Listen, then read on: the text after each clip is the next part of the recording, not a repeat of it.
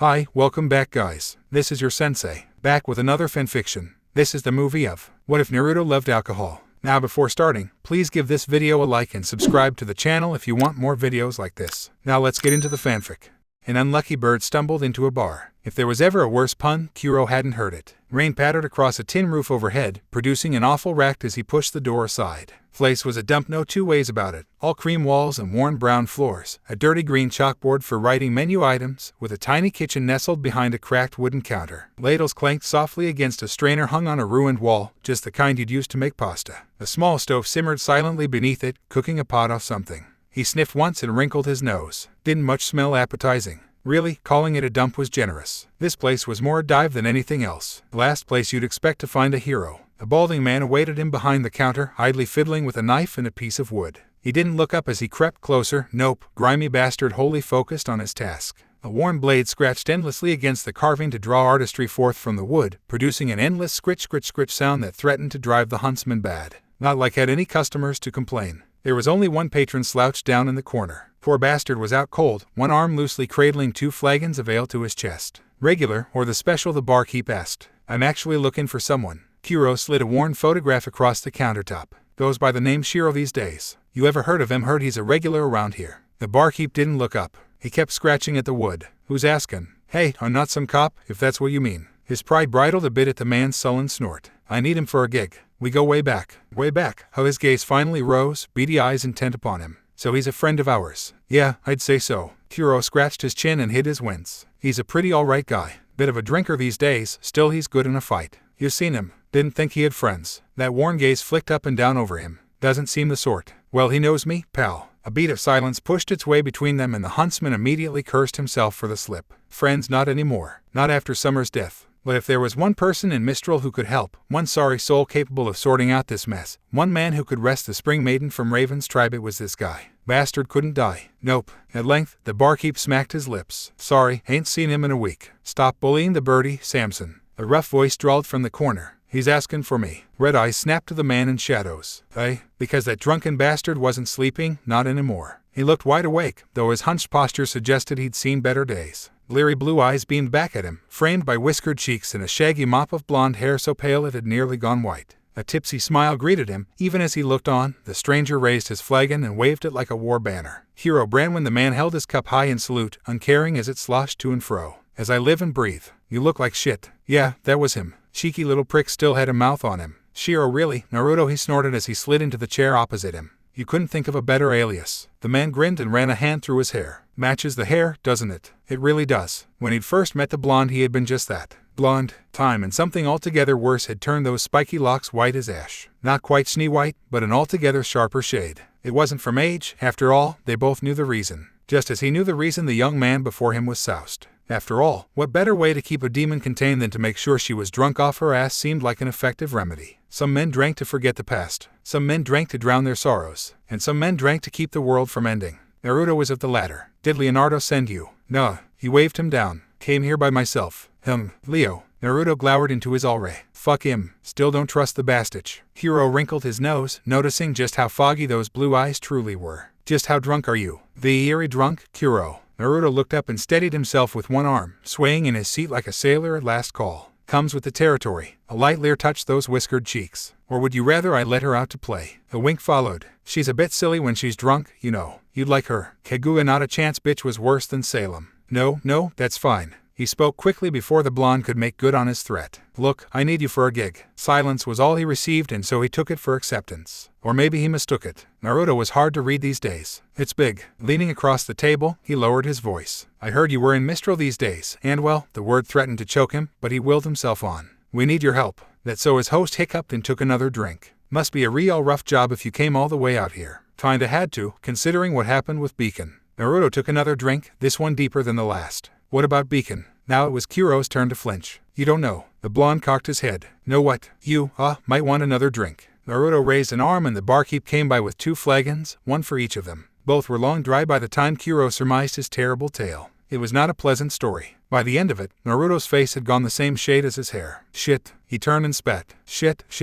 Beacon fell, I didn't know. Glassy eyes regarded the mug in his hand. A peal of bitter laughter tumbled out of him. I've been on a bender for years, and I didn't even think to look. Great. He had his sympathy. Now was the time to push. Oz wanted to ask you. Already up and about, is he now? His laughter became a snarl. And what does Mr. High and Mighty want with me? The flagon creaked under his suddenly pale fingers. Last I saw him, I told him to take that stick and shove it up his ass. Desperate to prevent a rant, Kuro said the first thing that came to his mind. It's about spring. Naruto perked up, eyes alight. You know where the spring maiden is. Shit on a stick. He hadn't meant to let that bit slip. Oz would have his hide for spilling the beans like that. Meh, what was the old saying again? In for a penny, in for a pound. Wasn't much point in lying to him now. Cheeky bastard would know it if he tried to, broken bastard that he was. Negative emotion sensing was absolute bullshit. Yeah, about that. Naruto's head slammed into table. When he finally spoke, his words were muffled against the wood. Raven has her, doesn't she? Possibly. He hedged the word with great reluctance. Wait, you didn't think to ask the last time you... His head snapped up.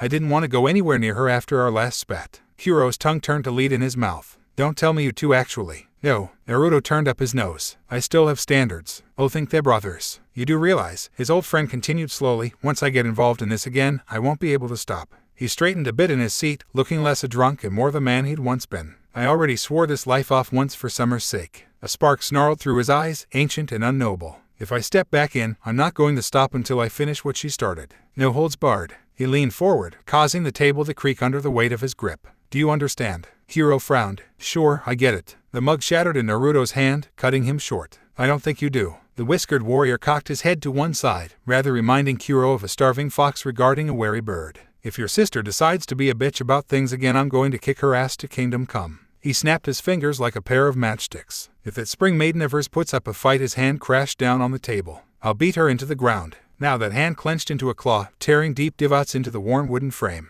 If we run into these agents you're so concerned about, I'll kill them. Despite his best efforts to maintain his composure, the unlucky huntsman found himself aghast. You know, I'd forgotten how intense you got when someone pissed you off. Blue eyes flashed white. You have no idea. We doing this or not? Really coulda used your help with this guy, Summer. By rights, he should refuse him and take his words back. Naruto had always been a loose cannon at the best of times. But now, it was like unleashing one demon to kill another. Cinderfall was a bad bitch, make no mistake. Raven wasn't much better. But that thing Naruto was drowning deep inside himself, that abomination he kept locked away in the depths of his soul, well, Kuro feared no man nor beast, but that thing that scared him. More than Cinder, more than Raven, hells, more than Salem herself. Sometimes you needed a monster to fight monsters. Men dreaded them, ran from them. If had a lick of sense, he'd be doing the same right now. And yet, he swallowed one to master himself. Just don't lose your head out there, alright. Naruto thumped his mug on the table. There are things worse than death, Kuro. There really were. Alright. He offered him a hand. Glad to have you. Blue eyes flicked down to his hand.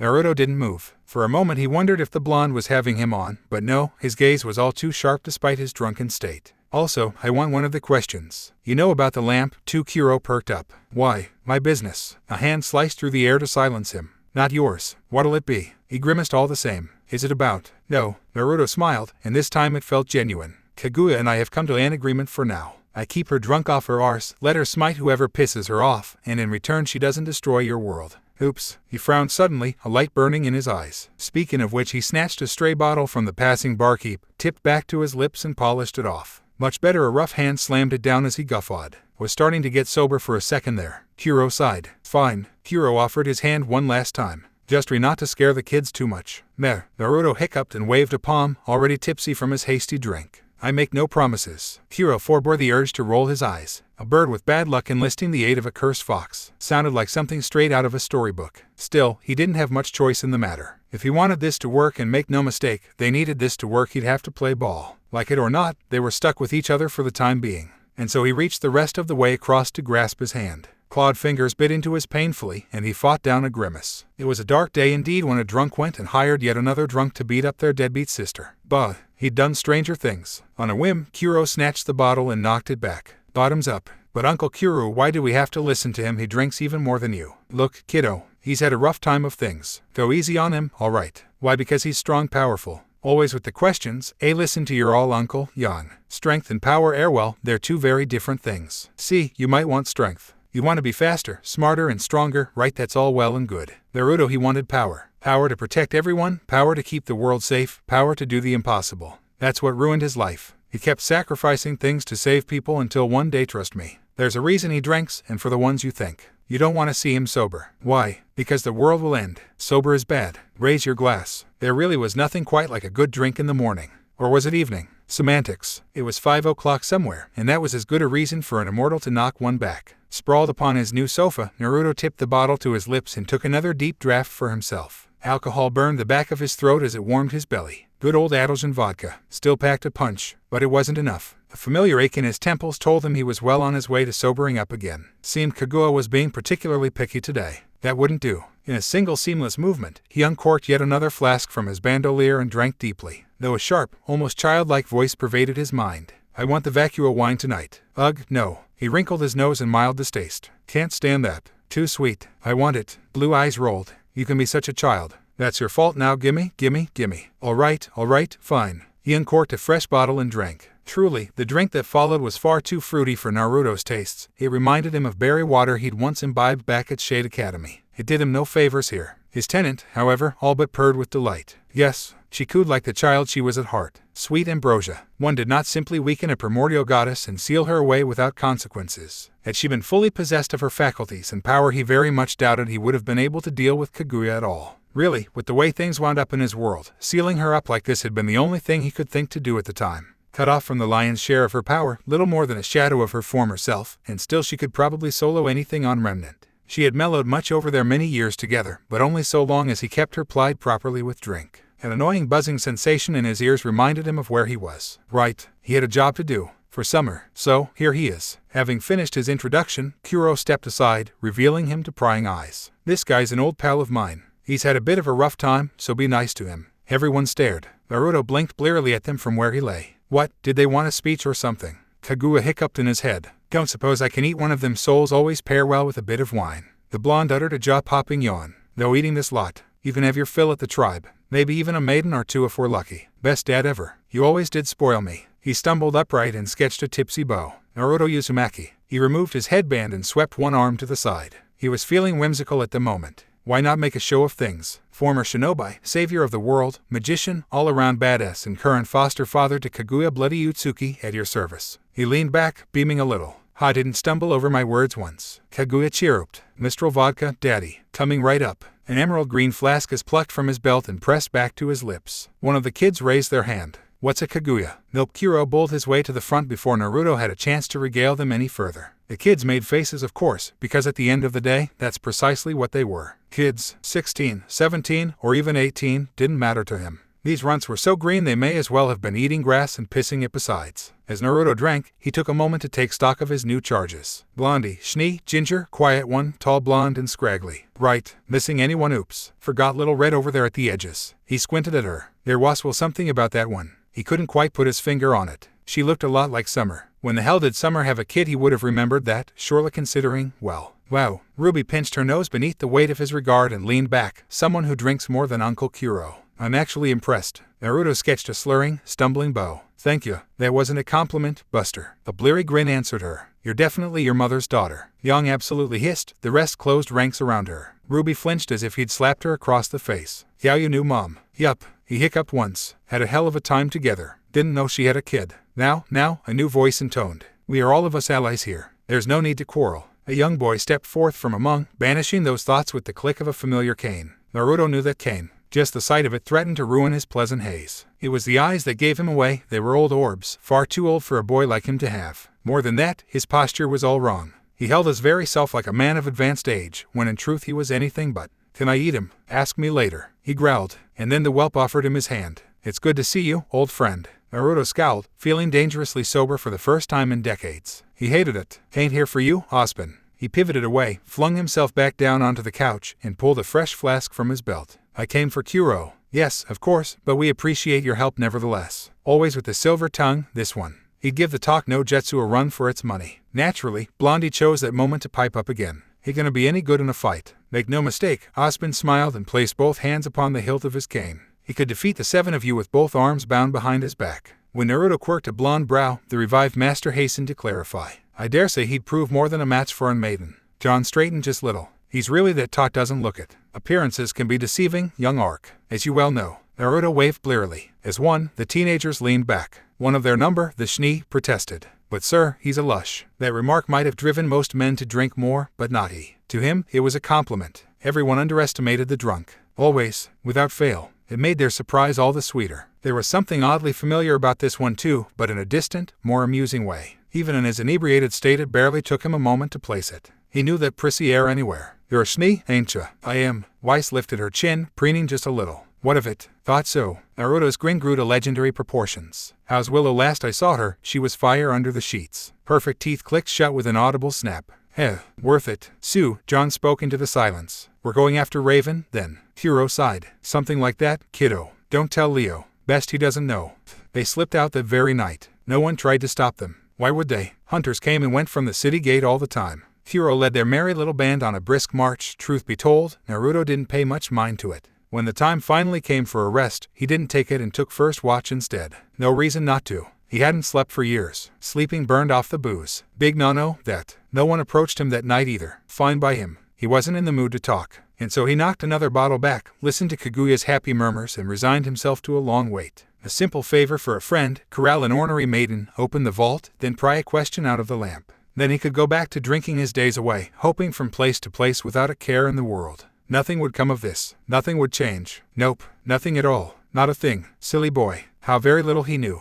Well, the tribe still looks like a piece of shit. Funny how a single sentence can win someone to your side so swiftly. Young hadn't given much thought to their ally until now. Even at this moment he seemed more lush than anything else. She didn't want to stand downwind of him. Or upwind for that matter, and this was coming from someone who knew Uncle Kuro. There wasn't a single moment that he didn't have a drink in his hand, and rarely another when he wasn't drinking said drink. That or talking to someone who wasn't there. She wasn't quite sure what a Kaguya was, but whoever she might be, he seemed to refer to her fondly enough. And hey, at least he recognized this dump for what it was. Points for that. So she planted a fist on her hip, regarding the great wooden gate before them. Now what? Kuro uttered a jaw-popping yawn. Now we knock. No way, the sentries haven't seen us yet. Might as well be polite. Naruto rolled his eyes. Polite. Right. Kuro gave him a hard nudge. Ruby laughed a little. With the blonde balked at them both. I'm just saying it's glad to see some things remain the same. Even shitty ones. Another nudge urged him forward. All right, I'll go say hello. Twist my arm, why don't you, crazy bird? He walked right up to the gate and gave it a firm knock. Yang tapped a foot when he did so a second time, to no avail. Last time, these gates had opened for her. This time they remained firmly shut. Seemed Mom didn't want to deal with them. Well, too bad. They weren't messing around. If this maiden was in there, they needed her help. No two ways about it. Then again, they wouldn't be doing much of anything if her blasted egged honor kept the freaking gates close. Naruto grinned up at the wooden barricade and knocked again one last time. Housekeeping. Weiss rolled her eyes. He's cracked. That can't possibly work. With a ponderous creak, the gate fell inward and crashed to the ground. An unlucky band of bandits was caught on the other side and found themselves trapped beneath the heavy wooden logs. Dirt and dust sprayed out in every direction, the sheer backlash of which had more than a few shielding their faces. Yang Xiaolong did no such thing. How? Naruto winked, plucked another flask from his coat, where was he hiding them all, and sauntered into the camp as if he owned the place. Told ya. Hiro wrapped one hand around the hilt of his weapon and stalked after him. All right, kids. Best behavior. We didn't come here for a fight. A bolt of lightning cracked through the sky and was summarily caught in Naruto's hand. The blonde sighed and, without breaking his stride, clenched his palm around it. Beneath those clawed fingers, the thunderbolt broke like so much brittle glass. When a secondary attack wasn't forthcoming, he tossed his head and waded back in. Raven, he sing-songed.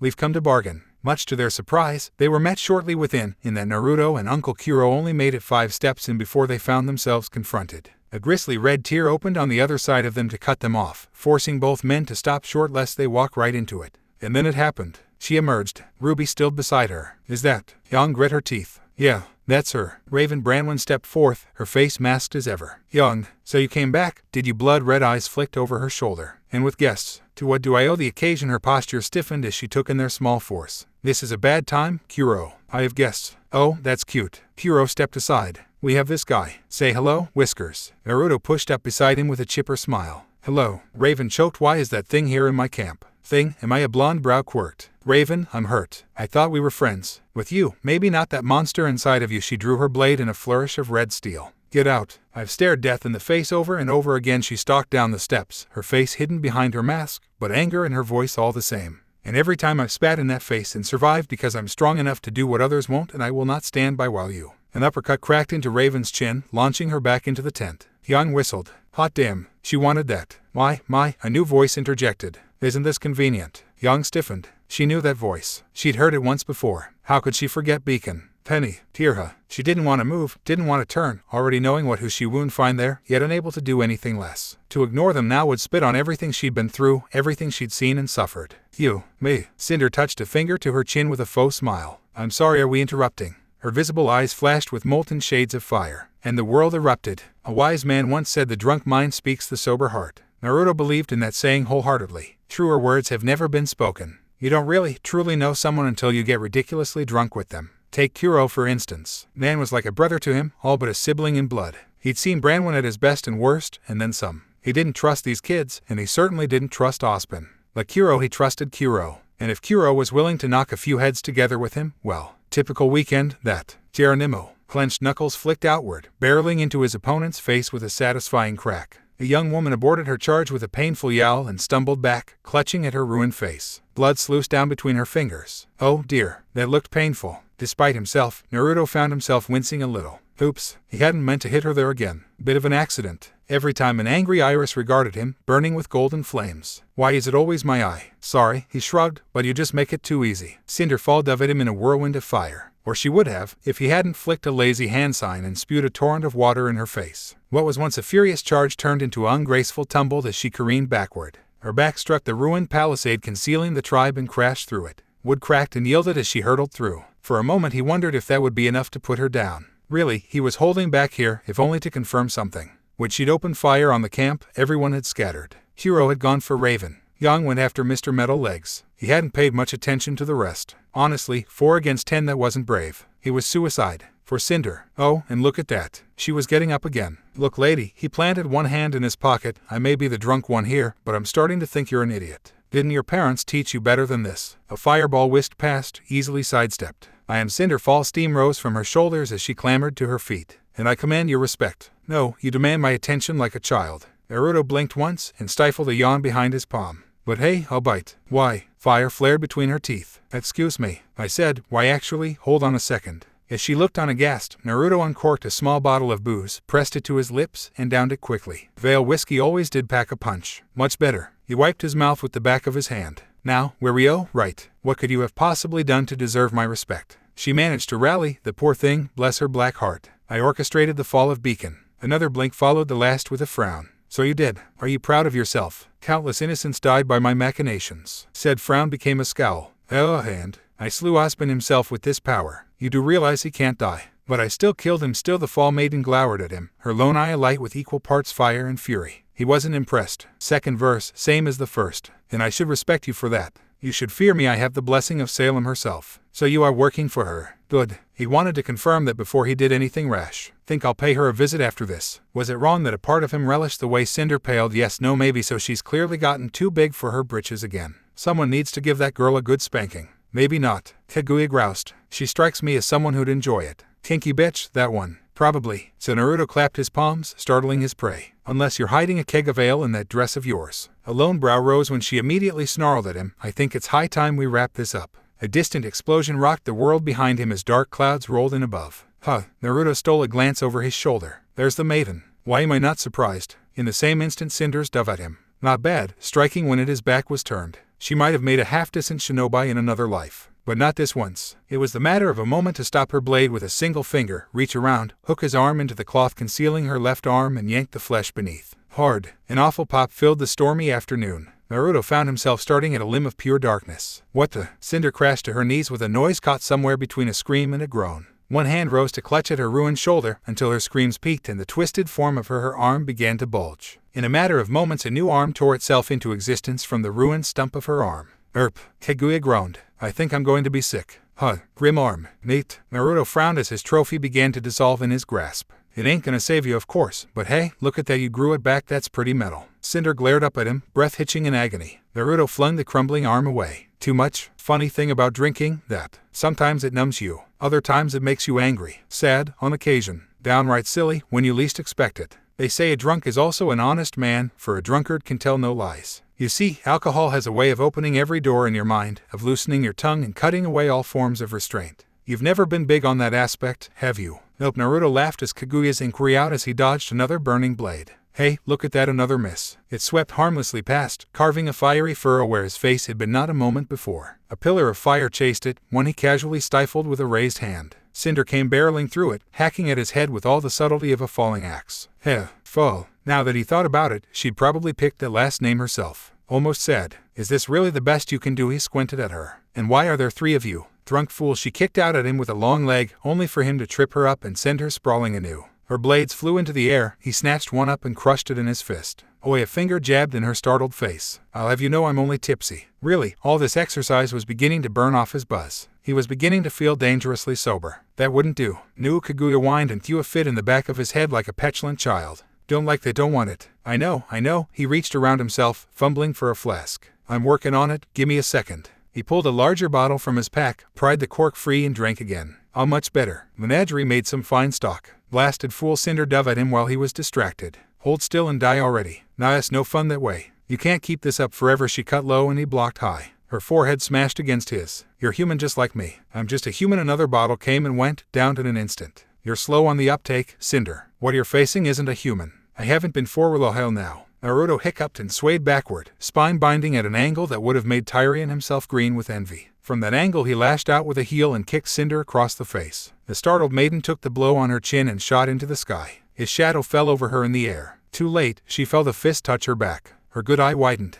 "Oh, you absolute primary lotus." She hit the ground at Mach 1, crashing into an unprepared raven. Both went sprawling. A haggard-looking Kuro climbed to his feet. "Thanks for the save. Don't stop me now, I'm having a good time." The 2 maidens were only just climbing to her feet when Naruto reached down, grabbed them by the faces, and slammed them into the ground. Then he took off running, dragging them with him. And if he was laughing all the while, well, no one dared to question him. Not a single person intervened. Nope, nobody at all. Not a single soul. Salem shivered. Just a bit, just a little. Why do I feel I'm in danger all of a sudden? This wasn't happening. This could not be happening. She had strength now, she had power, so why? A frustrated shriek tore its way out of Cinder's throat as she crawled to her feet. Even now her head ached abominably, face red and smarting where she'd been dragged across the ground. Not like this. She was not meant to lose here. Fate was on her side. Destiny demanded her victory, so why? Then why? Why can't I hit you? A light laugh swelled through the air, boiling her blood as she failed anew. "Because you're green." Naruto batted her blades aside with another open palm. "Also, 'cause I don't want you to." This went beyond mere humiliation. He was toying with her, playing with her, as though she were some child flailing a stick at him. She swiped at him again, to no avail. His body swayed aside at the last second, turning a decapitating stroke into harmless flailing. Flame flew from her fingers and he vanished in a plume of smoke. "Ooh, those look sharp," he tittered in her ear. "Little girl shouldn't play with knives." Another swipe, another miss. Cinder pivoted and cut out at his head, weaving a whirlwind of molten death, all for naught. He actively parried now, shattering her blades with each block and forcing her to conjure still more. Glass shattered. Fire flared as they raged back and forth across the camp. Where was Watt's emerald Mercury? A flash of gray shot past and she soon had her answer. No. Don't you dare run away." Young Zao long stalked past them, hair alight, murder in her eyes. "See mere metal legs, I'll shove him up your ass." Should she do something about that ek? Pain cracked across her face as someone slapped her upside the head. No. A finger wagged. "Don't go cheating on me. I'm the only blonde you need to worry about. Is this a game to you? This is my life. I have a destiny." Hardly. His hand rose, fingers splayed. "If this were a game, I'd be having fun. Which I'm not. And I've never been much of one to believe in destiny. I'll kill you. So close yet so far, come on. Why so serious?" Naruto granted her a bleary smile as her blades broke on his wrists once more. "You should loosen up a little." Raven came flying in from the right, only to be summarily caught by her face. "Smell the roses." Without missing a beat he whirled and rammed the spring maiden face first into the ground. Who knows, there was an awful crack as her skull struck the dirt, and there she lay. "You might actually look better if you smile." His brow furrowed. "Or lose the scars." Something snapped in the back of Cinder's mind. Both hands snapped forward. Fire sparked. Naruto crashed backward with a laugh as a column of flame ripped him from his feet. She brought another one down on his head. Lightning raged. Frost flared. An elemental maelstrom scoured the ground where he lay, baking the ground to clay. Their victory was hers. Eye burning, chest heaving, she lowered her arms. Their childish snarl tore itself from her as the smoke faded. "How did you like that? All that snark isn't going to save you when I take you apart. And don't think I don't appreciate the effort. No, that wasn't possible. By a wide margin, you're packing more of a wallop than most." The drunken god climbed to his feet with a roguish grin, smiling as the ruin of his face restored itself. However, his head tilted just so, and that small smile became a wicked grin. "You will never, ever defeat me with that power." Something about the way he said those words resonated her. "What? Should I use smaller words?" He laughed. "You can't hit me. Then what do you call the last minute?" His eyes narrowed. "Pity." She lunged. "Die. Truck." A knee slammed into her torso, driving the air from her lungs. She doubled over for but a moment before a callous backhand sent her flying away, twirling end over end into air. She was still spinning end over end when a fist caught her by the ankle and slammed her into the mud. Flames flared beneath her feet and she burst back into the sky, desperate to put some distance between them. She had to move. Her foe made no effort to pursue. There was no need. You're boring me, you know. His words cut through her dread like a knife. This isn't fun anymore. I've seen more action in a day than you've seen in your entire life. Placid blue eyes gazed up at her from the ground. Hell, at your age I took down a criminal organization feared across the world. Much to her chagrin, he began to count down from his fingers instead. Several lunatics who wanted to rule said world, fought in a war to end all wars, and seal the rabbit goddess. A pause. Who is now currently sloshing around inside me, laughing her ass off at you. Amateur. His head turned and spat upon the ground. You think a bit of magic makes you strong? You're a little girl flailing about with power you don't even understand. The flames guttered out of Cinder's eyes. No, she wasn't. So why don't you come down here, Naruto cooed, stop flailing like a child, and quit wasting everyone's time. Shut up. In a fit of pique, Cinder unleashed all her power. Her arms shot up. The heavens answered her call. A bolt of light split the sky and arced down at him with a vengeance. It vanished into his marked palm, sucked from the sky itself. No another came and went, meeting a similar fight. A third, fourth, 5 now. Each left her weaker than the last, each drained her reserves. Still she didn't relent. She dare not relent, because if she did, if she slipped for even a moment, sapphire eyes filled her vision. Cinders recoiled, too late. Naruto's firm hand closed around her face. She swiped at him weakly. He wrenched her wrist up into the side, then slammed her into the dirt once more. She kicked up at him with a shriek, but her fist skittered off his face. Something was wrong. She felt Saslo, weak, heavy. She couldn't muster her strength. Where had her power gone? Such a breath. Those bleary blue orbs narrowed. You're no better than Raven. Hey, that gives me an idea. Cinder's visible eye widened. I'll never submit to you. He smiled. It was not a nice smile. I believe you. His hand tightened around her face. Cinder's world went black.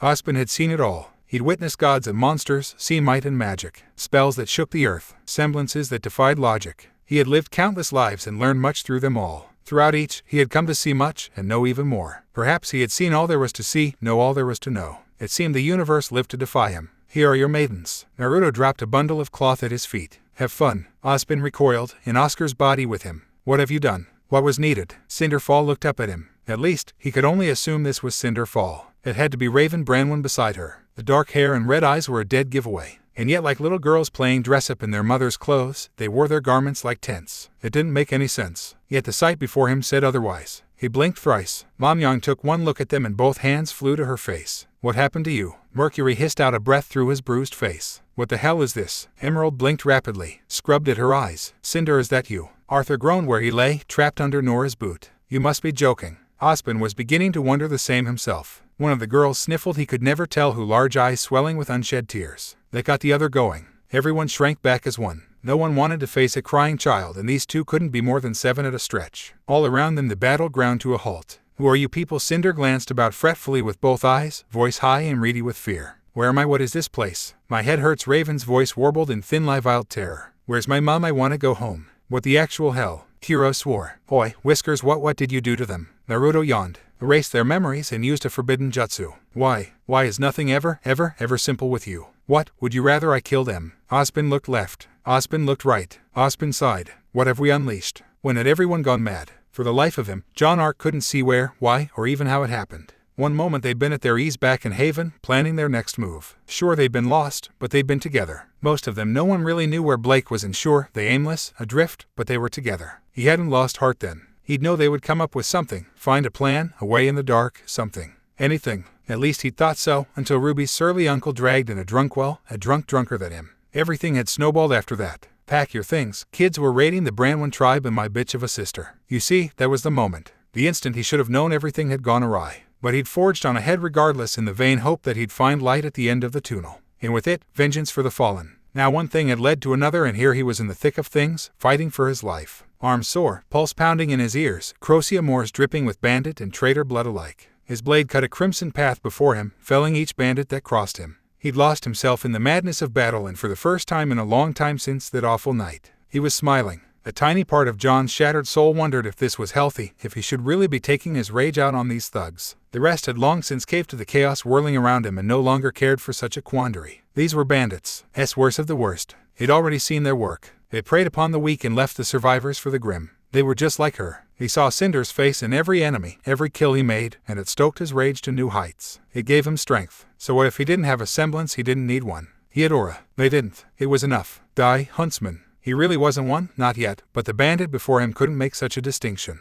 An awfully sharp axe whistled past his head, borne by a great big oaf of a man with brown hair. Easily dodged. Here his training kicked in and he swept the brute's legs, knocking him to the floor. Even then his opponent didn't stop fighting, trying to hew him down at the ankles. Humorous slashed back in a streak of bloodied steel, snapping to the haft near the center and taking a few fingers at a went. His foe fell with a shriek, clutching at his ruined hand, piggish eyes widening as he clutched at the bloodied stumps. Mercy, he cried, don't kill me. John didn't feel an ounce of it. Mercy was Pierre has shown mercy, no. She was gone. Had Beacon been shown any mercy, no. Their home had become a grim-infested ruin. No mercy for all those civilians cut down by the Grim and the White Fang. All those lives cut short. And this man, this wretched piece of trash who would have happily lopped off his head, had the nerve to beg when faced with the same fate. He saw himself in the eyes of this man, a bloodied specter staring down at him with blank glassy eyes. These folk weren't hunters. They were bandits, monsters masquerading as people. Just like her. They talked a big game, but in the end, they had numbers and nothing more. A black pearl of anger coalesced in his chest. It gave him the strength to do what needed to be done.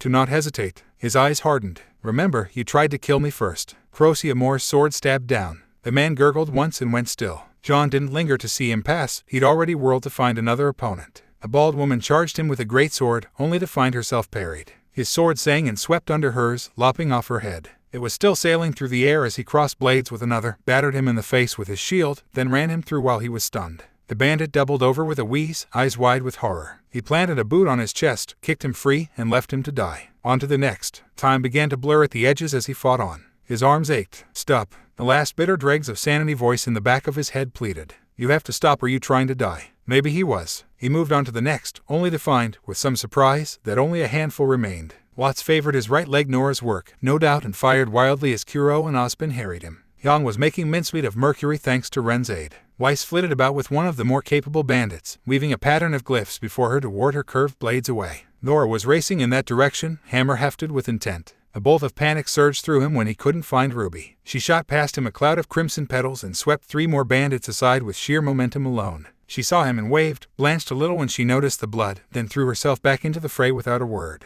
His fears eased themselves somewhat. Good, that just left. Shut up. A shriek accompanied by a rush of fire swept across the camp. There. John turned and spied Cinder locked in mortal combat with that strange drunkard. Not combat. Combat implied she stood a chance. She didn't. A lazy backhand caught her by the face and sent her flying into the air. Raven dove at Naruto while his back was turned and he slammed her face first into the ground, then struck Cinder down without missing a beat. His hand closed around her face, muffling her scream. White light burned up and out of his palm, drawing a scowl from him. Though his kill he wouldn't be denied. He stalked toward her, mind set on murder. Someone tried to get in his way. Tan skin, red eyes, mint green hair. His hazy mind conjured a name. Emerald. She shouted something at him, but all her words were muffled over the roaring in his ears. One of her arms hung loosely at her side. The other whipped an olive sickle at his face. John caught it on his shield, whirled, and lopped off her hand at the wrist. She crumpled with a cry and he slammed his shield into her face, and they reeled away. There was a sudden flash of light as the horned man did something. He flung up an arm against it. When the light cleared he saw. So did the rest. Here are your maidens. Naruto stormed over and dropped 2 bundles of cloth at Ozpin's feet. Have fun. Oscar's body physically recoiled.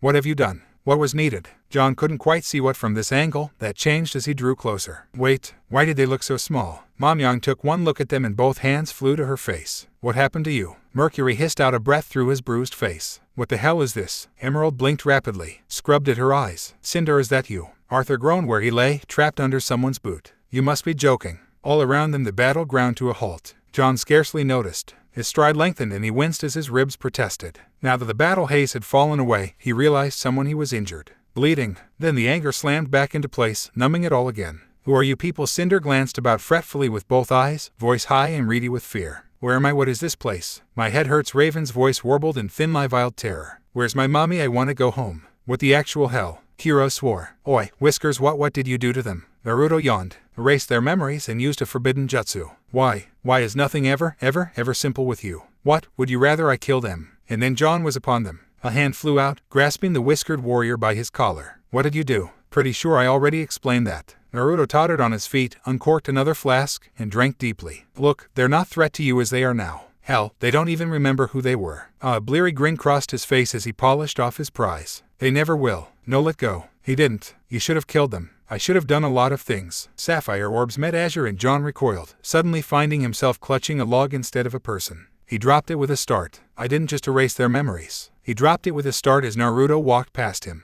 I purged them. The drunkard snapped his fingers, producing a spark. Why got a problem with that? John looked down. Cinder looked up at him with wide, round, fearful golden eyes. Both eyes he'd even healed her. It wasn't fair. He regarded the little girl sprawled before him, this helpless wretch on the verge of bawling her eyes out. She couldn't be more than 7. To have his vengeance, justice for Pyrrha so close, only for it to become you hate where the hell this was. Raven blinked up at Yang, oblivious to it all. You look like me. The blonde in question swallowed nervously. Yeah, are you my mommy? Yang crashed backward with a wheeze. Ruby yelped and dove to catch her. Yang down. Nora actually laughed at their plight. Ren managed a rusty chuckle. Once, John might have joined them. Not now. He only had eyes for the wretch before him. Murderer. Killer. He didn't trust her for an instant. This had to be a trick. It must be. Her lips parted and he braced himself for a scathing comment, some caustic retort, but it never came. The child who had once been Cinder Fall blinked. Who are you? His world shattered. Crosiamore snapped up with a heartbreaking howl and descended thrice as fast. Cinder fell back, shielding her face with an arm. Please don't hurt me. He missed. In hindsight, John wasn't sure why or how, only that he did.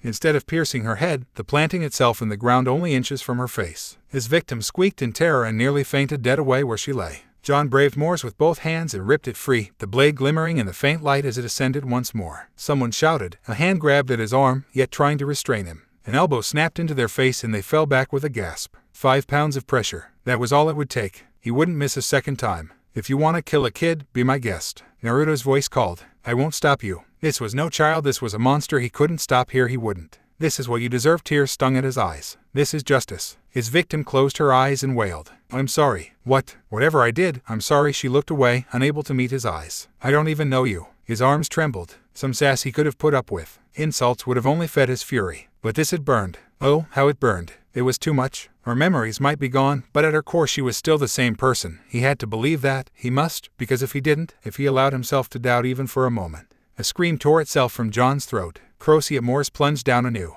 and clattered to the floor. Cinder's eyes rolled up in her head and she fainted dead away. John scarcely saw it. His legs carried him back even as his prey regarded him with wide eyes. He couldn't do it. Tira would never forgive him. He wasn't a monster. He wished he could be, but he just wasn't. To simply kill a kid, even if it was her at last, his resolve failed him and he buckled. Wait. He turned to find Naruto gazing at him intently. I know that look. John whirled away. You don't know anything. What was her name? The older man called at his back. The one she took from you. John's feet grew roots and tethered him to the floor. How do you? I've been around a time or two. Wasn't hard to guess. It doesn't matter. See, I think it does. Naruto plucked another flask from his satchel, then frowned. He gave the empty bottle a shake. Blast it. Why is all the rum gone? Fury sparked back to life in his heart and he rounded on him. Do you think this is a game? When have you ever lost anything? You're just an old drunk. Careful, now. In an instant those eyes hardened, startlingly sober, and he glimpsed the man beneath the drunken facade. I've lost more than you could possibly know. A hand came down on his shoulder. Do you really want to ride this train? A silence fell over the two of them. Remarkably, the older blonde yielded first. Gah, blasted puppy eyes. He looked away with a sigh. Twist my arm. Why don't you, this friend of yours, tell me her name? It was not a request. There was a part of John, a small, petty part that just wanted to defy him in spite of it all. And yet when faced with that piercing gaze, he faltered. Tirha. Tirha. The old drunkard sounded her name out, then smacked his lips, tasting it on the air. All right, I get it. I'm a considerate fella. I'll do you a solid. Just this once, but you owe me. John gulped, not comprehending what he was on about. Do I want to know what I owe you? You'll know in a second. Confusion and hope sparked to life within John's chest and promptly went to war with one another. Hiro bridled across the way. Or cut the crap, you said you wouldn't do that again. I did. A lazy eye peered over his shoulder. Changed my mind. One per customer rule and all that. So his gaze snapped back to John, regarding him as a curious mite and amusing rabbit. John, and boy, got anything of hers on you? Something that might have a bit of her DNA, preferably. John touched a hand to scarlet sash at his waist. Yes. Great. Quick as a flash, Naruto yanked the scarf from his grasp. I'll be borrowing this, then. Don't do this. Don't give me hope. Don't let me believe again. What are you doing? She's gone. Reduced to ashes. In my line of work, death ain't exactly the end.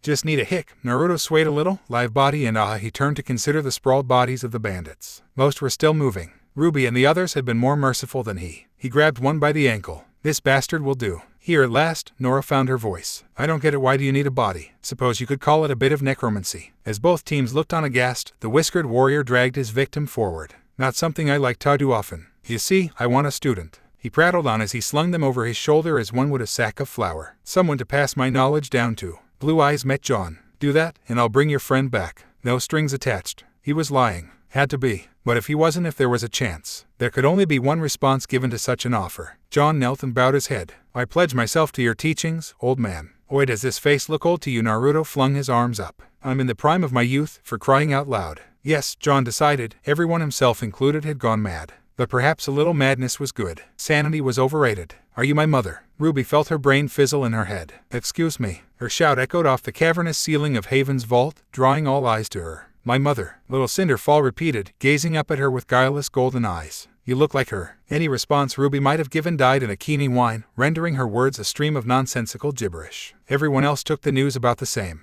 Weiss made a grinding noise with her teeth. Young, currently occupied with an armful of a tiny raven, absolutely squawked. Uncle Kiro tipped back with a hoarse guffaw that sounded just a bit too smug for her liking. The remainder of Team JNPR minus the P glared bloody red daggers at her, while a mildly irritated Ospen looked on. Vernal, one of the sole survivors from the Branwen tribe, stared studiously at the floor under Naruto's gaze. Yang whistled. Hot damn, he's got her whipped. And Naruto the one responsible for this mess. Don't look at me. The whiskered warrior saw her pleading stare and took a long swig of his flask. I ain't raising her. She's all yours. In hindsight, she had known something was coming, if only because Cinder hadn't stopped staring at her since they'd left the ruins of the Branwen tribe behind. Not since they'd returned to Haven, not since, well, actually, she'd been staring at her for a while. Now she'd thought herself prepared for anything her former nemesis might say. But this, how did you prepare for something like this? Answer you didn't. Where in the world had it even come from? Little Cinder winced, mistaking her silence for anger. I'm sorry, I'll be quiet. Ruby winced. Humph. Right in the feels. No, don't falter. She may be small now, but this was still Cinderfall. This woman-child had ruined their lives. People were dead because of her. Fresh start or no, that shouldn't erase what she'd done. What if this was a trick of some sort of ploy to make them lower their guard so they could strike? Sure, they left Emerald, Mercury, and Watts above the lift, under stern guard of several shadow clones, so it was unlikely. But still,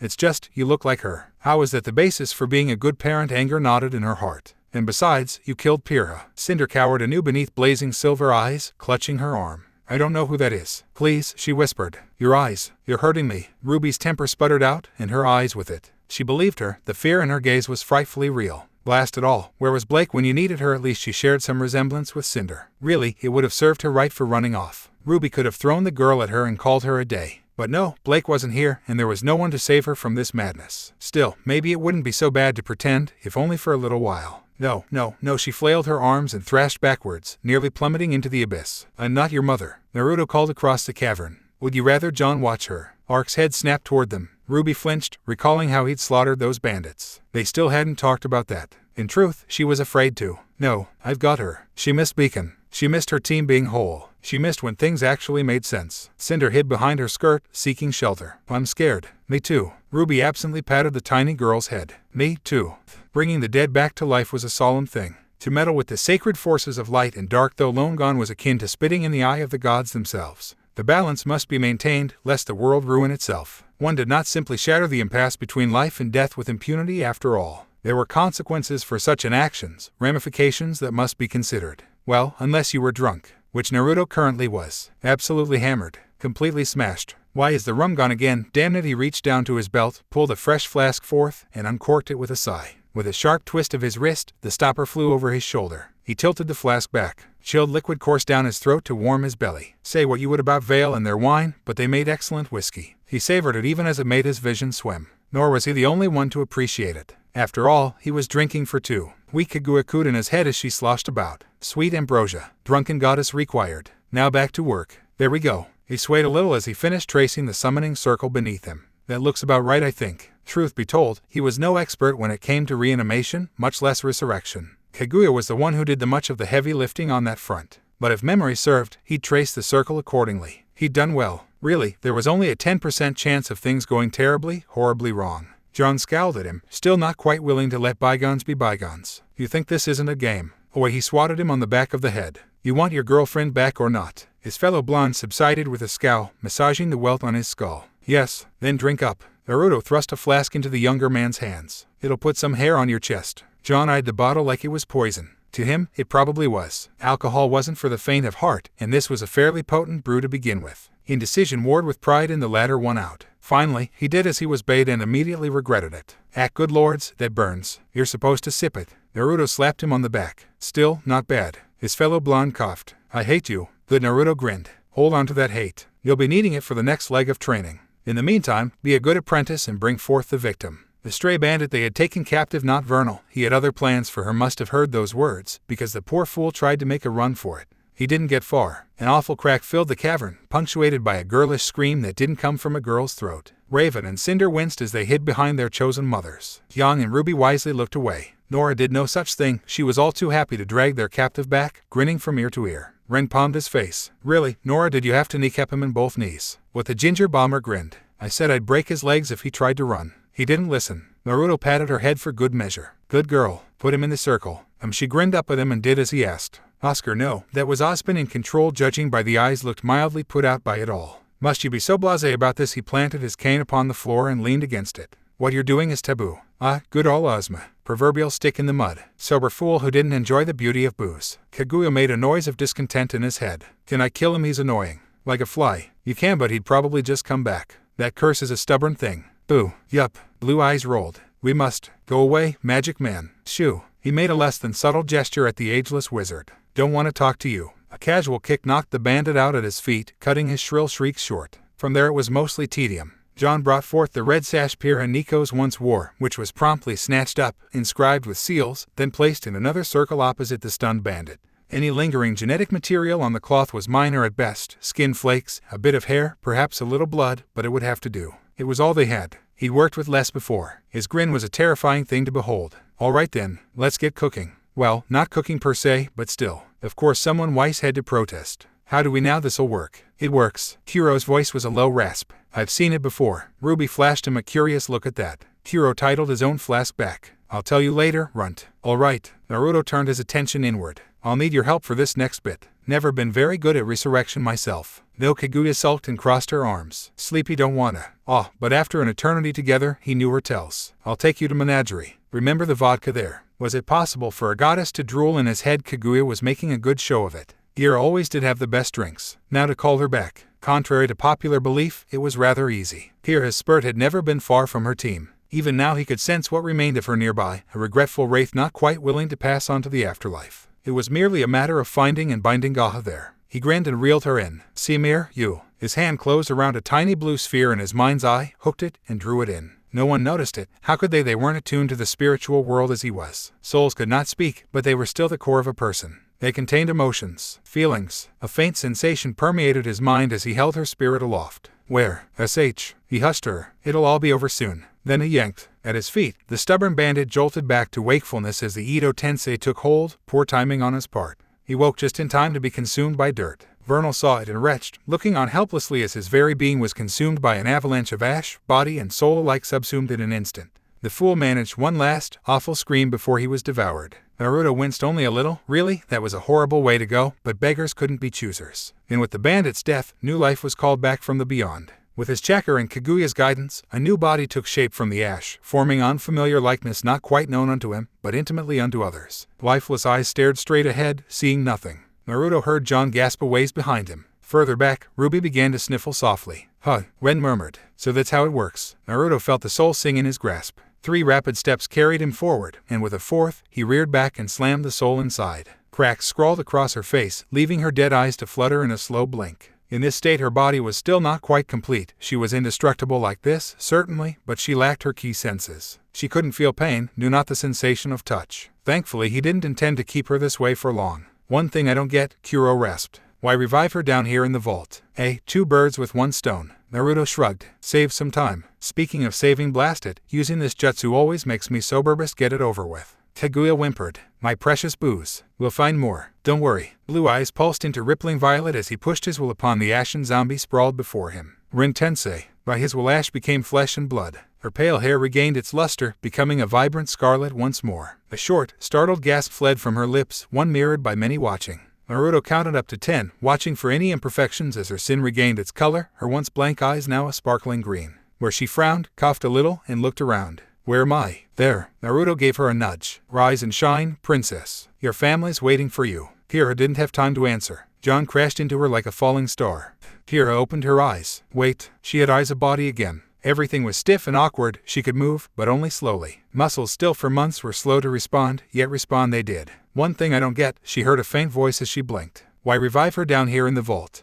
Two birds with one stone. Save some time. And then there was pain. Heat blazed through her body, so fiery, so intense, that she couldn't help but gasp at it all. Fire. It reminded her of her death. An arrow through her chest. The awful sensation of crumbling away, burning down to naught but ashes in the window. She shook the awful memory away and hugged her arms to herself. Don't think about that. Never think about that. Where she frowned, coughed a little, and looked around. Where am I? Rise and shine, princess. Your family's waiting for you. That was the catalyst. She scarcely had time to behold her savior's face before he stepped aside, then they were upon her. John crashed into her, followed by Ren, followed by Nural, most of everyone really. Everyone was talking at once, so much so that Pyrrha couldn't make heads or tails of it all. She didn't have to, didn't care. Tears pricked at the corners of her eyes as she managed a watery smile. I'm back. Yeah, much happiness, many tears. Naruto waltzed past them and plucked Raven up, dragging the little girl upright as one mighty a naughty kitten already making for the vault door. Now I have a genie to chat, you can possibly get hammered. Oscar blinked. Can a genie get drunk? One way to find out, Naruto. Thrust Raven at the door. Open her up, squirt. Reluctantly, the diminished maiden slapped an open palm against the door. It complied at once, fans folding inward upon themselves to reveal an arid landscape beyond.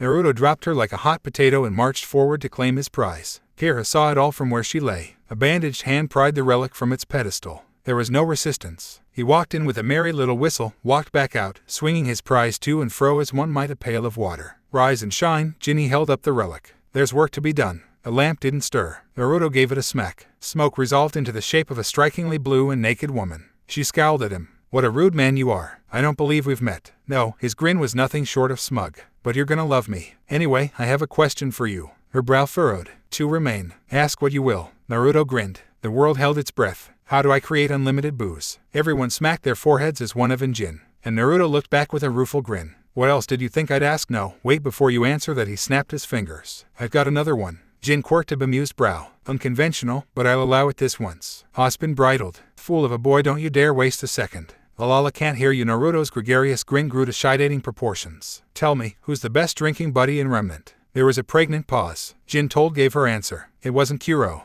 Willow sneezed. Somewhere, someone, somehow, she swore someone was talking about her. Blasted. Again she scowled and pressed another bottle to her lips. Can't a woman drink in peace? Emerald blinked once. You're letting me go just like that? Not quite. Naruto smiled. Think of this as probation. Why, she scowled at him from where she sat, still bound by heavy chains. What do you stand to gain from this? A few things. His smile wasn't reassuring. A distant crash echoed his words from somewhere upstairs, punctuated by a shout. Your ex-boss needs a minder, for one. No one else wants to look after her as she is now. He almost sounded sober when he said it. Kids started acting out. Emerald looked left. Emerald looked right. Emerald pinched herself. This ain't a dream, Emmy. The drunken god before her scoffed and knocked another bottle back. Make your choice. You look after her, or I throw you back into that cell. The illusionist grit her teeth. Times were a-changing. Or perhaps things had simply changed when she wasn't looking. Regardless, she found herself at something of a crossroads given her current predicament. Life on the streets had taught her much. She knew a sinking ship when she saw one, even if she refused to abandon hers. Emerald was many things, but at the end of the day she was loyal.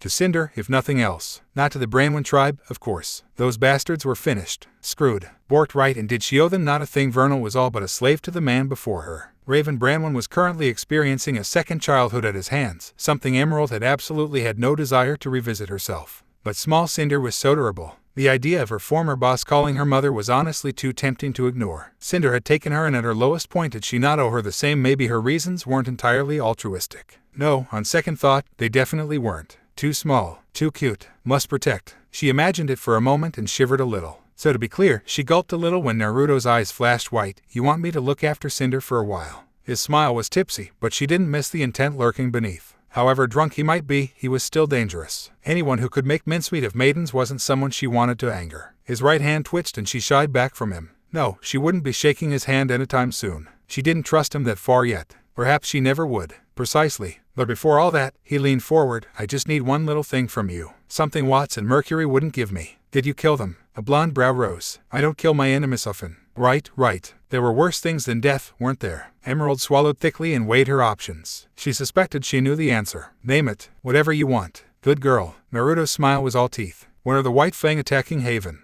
Emerald briefly considered holding on to that tidbit out of spite if nothing else. Then the whiskered warrior tilted his head just so. she warbled and broke. The white fang struck in the dead of night. Their orders were clear, their purpose clearer still. Truth be told, Adam was rather proud of his accomplishments. Just as Beacon had fallen before, so too would Haven be laid low. No one would be able to stop the fang. His fang. With Sienna's death, they were his to command. Just thinking of it filled him with a hot flash of pride. He would do what she would not, could not. Covert agents had already begun the painstaking process of planting explosives, first on the CCT tower to prevent any such communication across the kingdoms. From there they would set out to the school itself. Nothing could stop them now. Floodlights snapped on from the courtyard above, bathing his brothers and sisters in baleful golden light. Wait, why gold light? Adam looked up. Oh, dear. You only brought a few dozen men, that's adorable. Naruto raised his hands in turn. All right, I'll play. Release restraint level 1. Someone behind him swore a blue streak. Get down. All hell broke loose. Release restraints level 1. Adam Taurus couldn't look away. He wanted to, make no mistake, his body just wouldn't obey him. Some sixth sense said that to do so now, to avert his eyes now from the billowing cloud of smoke rising before him, even for a moment, would lead to his death. For all his attempts to move his legs remained rooted to the floor as the others sought cover. Something gleamed in the smoke. Adam Taurus had seen some scary shit in his day. But this jumped the fucking shark and ate it besides. In short, he was not prepared for what lay within, because it wasn't that baffling blonde that emerged from the fog. A horned woman emerged from the haze in the man's place, still wearing the insufferable fool's clothes, though they draped loosely around her thin frame. Fair of face was she, her skin an almost pallid gray to match her already coast-white hair, eyes a brilliant shade of white. A single red eye gleamed from the center of her forehead, cold and cruel. As he looked on it actually swiveled to blink at him. I see you, Adam Taurus, it seemed to say. I know you, your every fear. She cocked her head at him, producing an awful crack left at him flinching. Fly, you fool, his mind cried out in nameless dread his body didn't understand. Flee, hide. And the faunus woman raised an arm, considering as a small child might a new toy. She drew out the word, almost slurring it as she swayed in place. I get to play, she patted her face, as though to make certain it was still there. It's been so long since he last me out, why's everything spinning? Her eyes sought his. You there, boy? She raised a finger his way, tried to walk, then stumbled. Lay down your sword and swear fealty to me. Do so, and I'll spare you. Silence stretched between the two of them. One could hear a cricket chirp in the void that followed. Incredulity crept into the fear that held Adam and overshadowed it. Excuse me. You're excused, peasant. She hummed pleasantly. Nokneal.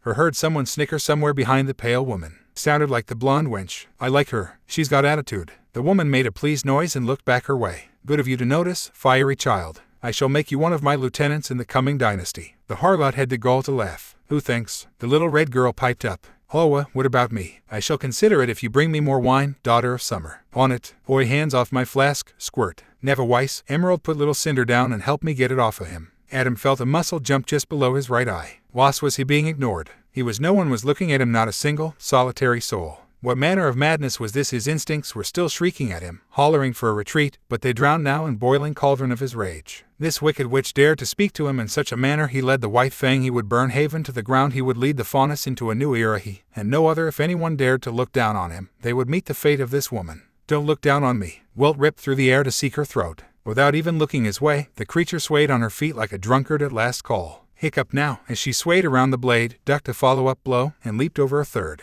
Despite her horns, she gave ground as one might expect of a sloth faunus, feet creeping backward an inch at a time. That small, insufferable smile never left her face. Must you make me exert myself? So she stifled a yawn with the back of her hand as she swayed away again. I'm still sleepy. Hold still. She did and caught his blade between two fingers. His world came shuddering to a halt. Stuck. His sword was stuck, trapped between those pale digits. It should have been easy to extricate it, to tear himself free and cut her to bits, and yet. Her brow furrowed. Do you not wish to enter mine service? No, he raged against her to no avail. I don't even know who you are. Truly another hiccup, surprise this time. Does the name Kaguya mean so little in this era? Enough of your prattle. Adam broke free. She led him and brandished his blade. White Fang, with me attack, slay this drunken fool. What, you and a few men? Branwen scoffed from cover. In case you haven't noticed, you're a tad outnumbered. Adam grinned into it. I didn't come alone, I brought friends. Behind him, an awful roar filled the night. Oh, ZZZZZPIN. Oscar swore softly, no doubt recognizing the brute pushed through the fang to reach them. Oh, no. Kaguya clicked her tongue. How very irritating. A wet mist hit Adam's nose. No, not a mist, he realized, blinking against it. It was blood. His blood.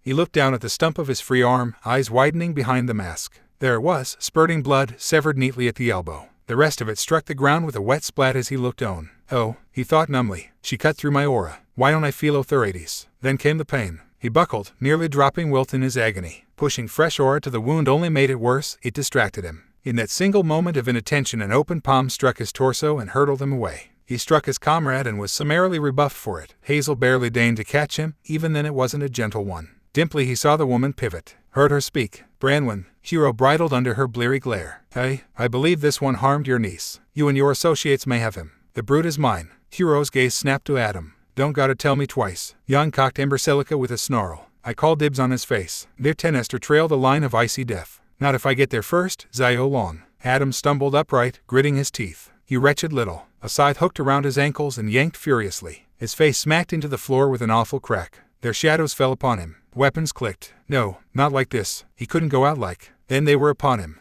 Osmond must die. No two ways about it. No matter how many times it took, be it dozens, or hundreds, or even thousands, must die. Sooner or later one of those deaths would stick. That, or the brother gods would grow bored of him and finally put an end to his miserable life once and for all. Such was Hazel's theory. It was a good theory. He certainly thought so. And if he was the one to deliver said deaths, all the better. Downright cathartic. Unfortunately, killing the parasite was seldom simple these days. He brought allies, of course. Mere children, really. Children Hazel swept aside with ease. A boy with a sword and shield, a girl with a hammer, and another feminine-looking lad with gun-like knives. The rest were occupied with Taurus and the White Fang, which made them no concern of his. While he was given some pause at the sight of Emerald clutching two young girls to her little lasses that looked oddly like Raven Branwen and Cinderfall of all people, she made no move to fight and was thus summarily ignored. Why pay her any heed when his prize was at hand? OZPIN filthy parasite, hold still and die. Oscar yelped and dodged nimbly, ducking his fist to scramble backward like a drunken crab as it cratered the pavement. I'd rather not, thank you. You have no say in the matter. He bowled after him, dust crackling over his skin. I'll crush your skull like G. A hand closed around his wrist to hold him fast. It didn't belong to the parasite. He tried to look back to no avail. Whoever held him had a firm grip. Now, a rich voice cooed in his ear. Let's not bully the elderly. Osmond seemed to take offense to that, judging by the way the boy's body perked up. He didn't miss the way his eyes flashed, nor the sudden lilt to his voice. Made his blood boil, it did. Gretchen's voice whispered in his ear, howling for blood. Old, am I his sister's killer? Tutted once and levered himself up on his cane, wretched body snatcher that he was. I believe that's the pot calling the kettle black, Kaguya. Not another word, you old fossil, the woman slurred. I'll eat you. Hazel snarled and tried to pull away. Release me. As you wish. Gravity betrayed him. There could be no other explanation. Words. One moment he was struggling against this strange Kaguya woman, in the next his feet left the floor. He rocketed backward into Haven Academy. His spine struck the towering statue of a woman it held for the most part. His consciousness did not. Still alive are you? It was there that things went sideways. For you see, he came to and found that horned woman stepping on his head. I always did like the sturdy ones, she hummed down at him. It takes effort to break them. Hazel glowered up at her. Long ago, Salem had warned him of a woman with horns and pale skin. She'd told him to be wary of such a being. He'd given little thought to it at the time, indeed dismissed it as one of her riddles. Why shouldn't he that he hadn't expect to encounter such a creature here? I believe I shall have another drink. What the actual hell, surely she wasn't about to. She was. Rather than attack, Kaguya hopped off him, pulled another bottle from Godskuware and hoisted in the air. What say you? She grinned blearily at him, hefting the dark bluish-black bottle like some war trophy. Share this with me and I might let you live. Hazel drew another dust crystal and jammed it into his shoulder. Fire dust crackled across his skin to join the lightning already coursing through him. The moment it did, he pivoted and punched with all his might. Dark red spattered his face as he struck. The bottle. In all honesty, he hadn't meant to. He'd been aiming for Kaguya's face. She'd skipped backward at the last moment. Result, her bottle became the first causality. Judging by the look she was giving him, he was about to be the second. Kaguya looked down at the brilliant red wine staining her robe. Back to him. Back to the bottle now. That wasn't very nice, she rasped out, scowling at the puddle even now dripping at her feet. I do believe you just killed my buzz. Thunk. Hazel looked down, alarmed to find it protruding from the point of his left shoulder. He felt no pain, his semblance prevented such, but it did little to disguise his shock when he saw the blood blooming there. She'd slashed through his aura like butter. He reached up with a large hand and ripped it free, ignoring the blood sluicing down his chest. A deep wound, but not a crippling one. He'd suffered worse. That was good rum you just wasted. A slow, sinister smile overtook the woman's sleepy face. I'll have you pay for it with your blood. After all, it's so rare that he lets me out to play these days. Eek. His head snapped back as the drunken goddess drove a heel palm into his chin. He was still soaring backwards when she yanked him out the air and smashed him flat onto his back. He didn't see how she did it, and frankly he didn't care to, because she'd just reached down, hooked two fingers in his nose and yanked him upright. Pitiful, she spat, holding him. Is this what passes for a warrior these days? How weak your kind is without chakra. Weak he wasn't weak, he had the strength, the resolve to do what others never would. Rarg. He lashed out blindly, to which she pirouetted away, performing a graceful flourish. Your arm is still dislocated, dear. He reached up and snapped it back into place. Curious. She tilted her head anew, ashen hair falling over one eye. Do you not feel pain? My semblance prevents it. he growled through grit teeth. It was the wrong answer. Wonderful. Kaguya clapped her hands together, grinning from ear to ear. I've been dying to try some new techniques. Do let me know if you feel this. Feel egg. His words pitched into a startled snarl as several dozen needles burst from within his body to skewer his skin. Again his semblance stepped in, preventing him from feeling the pain. And still the woman smiled at him. She raised a hand and twisted it. His body usurped his control, limbs twisting at a horrific angle as his very blood betrayed him, forcing him down to a knee. Well, she cooed. Do you feel this? Do let me know. He couldn't lose to this witch of a woman. He refused. I will never give up. He smashed a fist into the ground and levered himself upright. For my sister, for Gretchen, for all those souls Oz been sent to their deaths, I will kill. Stop. She held up a hand, cutting him short. Did you say Gretchen just now? He didn't like where this was going. But what choice did he have here? What of it? Those unholy pale eyes widened, seeing something she hadn't before. You're related, aren't you? And if we are, oh, she hummed, only to repeat the word twice more. Oh, but that would mean, and you think PFFD? She covered her mouth to stifle a snort.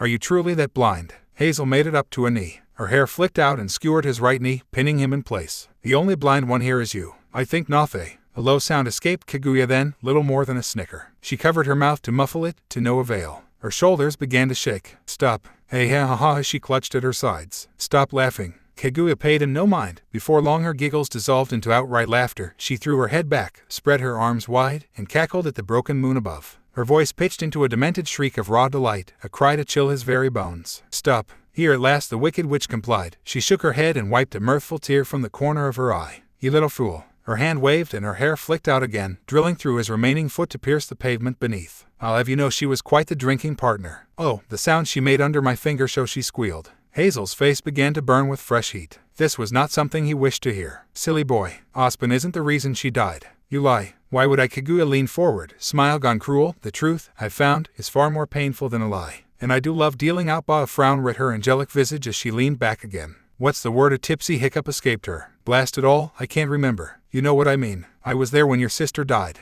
It was such a stupid death, too. I mean really, who walks into a pack of Beowulf when they're utterly sloshed, and without a weapon at that? Pitiful. She shook her head, setting her long hair swaying. Truly pitiful. I nearly didn't revive her on principle alone. The gears of Hazel's thoughts ground to a painful thought. Revive? Why, yes. Kaguya blinked. Did you really think she was dead, silly boy? Of course he did. She'd been gone for ages, but they never found the body. Never found. Naturally, the rabbit goddess made a point of inspecting her nails, uncaring as he bled beneath her. She saw the perfect chance to get away from her overbearing brother and took it. Been off on a bender ever since. If you must know, she's currently off drinking in Vacuo. Why Vacuo? No one goes to Vacuo. No, this was a lie. It had to be. Must be, because if it wasn't. Hazel clamped both hands over his ears. Still her words persisted. Then I've been living a lie because of me. She belted out a laugh as vicious as it was cruel. There it is. That's the look. Her tongue flitted out, licking full lips. Oh, I'd forgotten what despair felt like. It tastes better than any wine. I could get drunk on this now. Come here. Hazel could no longer find words. He could only shy away from her grasp. It was not a request. Her eyes flashed and he found himself hauled forward by an unseen hand. You desire proof? No, let me show you. Her third eye blazed. 2 fingers touched his forehead. Hazel felt his eyes roll back. He saw, and he screamed. Hero Branwen considered himself a well-adjusted individual. Well, relatively speaking, of course. He'd seen some shit, lost some people, seen said people come back from the dead. All kinds of weird shit. Bitches like his own sister and Cinder fall, maidens both, turned into helpless children for their sins, stripped of their memories and forced to start anew. So yeah, proper weird shit, kind you didn't think to expect until it slapped you upside the dead, dragged you into a bush, stole your clothes, and offer you a cigar. Again, proper strange stuff. Small wonder the brother gods decided to fuck off and not come back. All things considered, he wouldn't want to mess with someone like that either. At least Naruto had excuse for his many Maoni vices. He indulged to keep that crazy horn bitch in him dozy as a lamb or drunk off her ass. You see, there was a reason Kuro drank these days, not to keep the pain away as some might think. No. He drank because he was entirely too sober for this shit. Sober equaled sanity. With someone like Naruto, sanity got you killed. Ergo sanity was highly overrated. In other words, nope. But this right here, this took the cake. Hazel Reinhardt, one of the toughest bastard he knew, had just been laid out flat. Not with a punch or even a kick. That crazy bitch had just walked right up to him, touched his forehead. What did you do to him? Kaguya smiled softly. I showed him the truth. And the truth, as they say, sets you free. He cast a glance back at Hazel's prone form. The man was still screaming, curled up in the fetal position. Think you might have broke him. Have I? She tutted in mild disappointment. Pity. Your kind were always so fragile, even in summer's day. He flinched. Right. Pointed barbs aside, Kaguya was a crazy bitch he'd rather not mess about with. No wonder Naruto kept her buzzed half the time. If he'd let her out, well, at least this wasn't a full release. If it were, he'd have 2 drunks to deal with, not some wicked witch piggybacking the blonde's body. For that at least, he was grateful. Naruto and Kaguya were a pain in the ass separately, but Tojo nope. Just nope. All the nope. Nope sandwich. Still, she'd been out for a while and didn't show any signs of returning.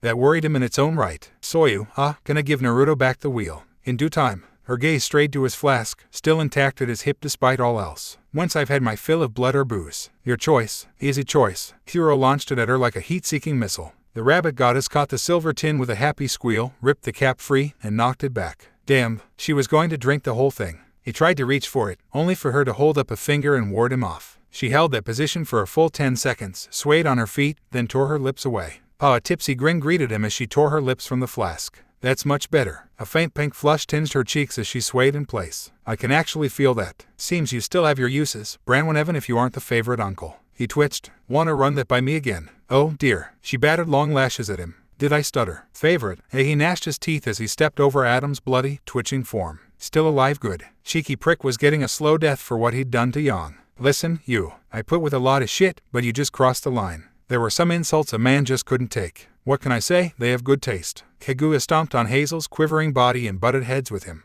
Got a problem with that, Uncle Kuro? Harbinger flew free from its sheath with a snarl. There can only be one favorite. The drunkard brandished his flask at him, grinning ear to ear. In guard. Ruby yelped and tried to dive between them. Uncle Kuro, no. Uncle Kuro, yes. Yang yanked her back, hooting at the top of her lungs. Fight, fight, fight. Weiss palmed her face. This family is insane. Behind her, Blake blinked. What did I miss?